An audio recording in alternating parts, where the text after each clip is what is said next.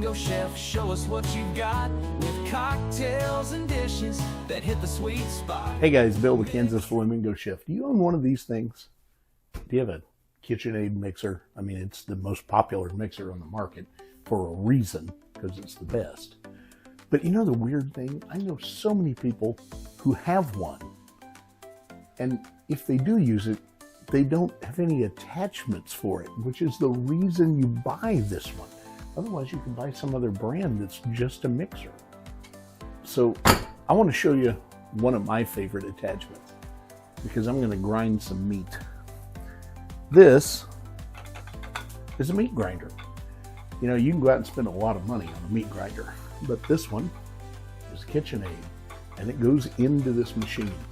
It's really simple. All you do is take off this front nut, put this guy right in there till it locks, and then lock it down. Now, you're ready. All you gotta do is have a container to grind to and get to work. I've got about 1.5 pounds of chicken breast here. They're not gonna fit down that tube. So all I'm gonna do is just cut them into strips that I can easily manage. We're just going to turn this thing up to almost as fast as it'll go. And just drop these in there. And just like that, you get ground chicken.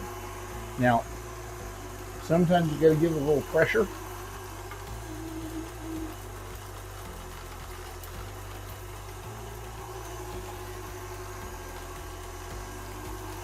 But that's literally all there is to it. And by the way, you can use this same attachment to make sausage, because you can add spices and vegetables to this.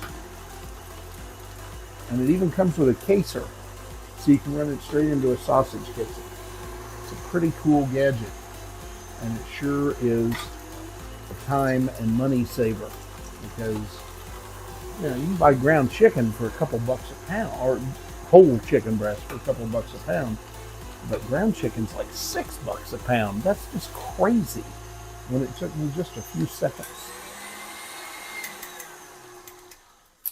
So if you have a Kitchenaid mixer and you're not using it with attachments, it's time to get some attachments. Until later, make sure you eat fabulous, like, share, and subscribe, and I'll see you on the next one.